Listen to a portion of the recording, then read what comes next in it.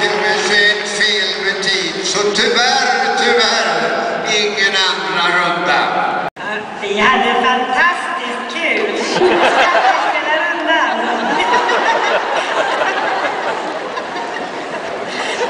Men det gick inte så jättefriskt. Och det var helt lätt att reda ut situationen då. Och jag tycker det gör det bra. Frisksatsen.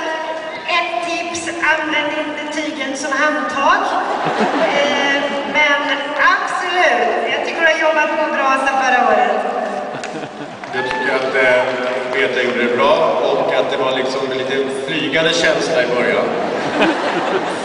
Riktigt flög upp i luften som ett flygplan. Det var en häftig känsla tycker jag. Det var länge i luften.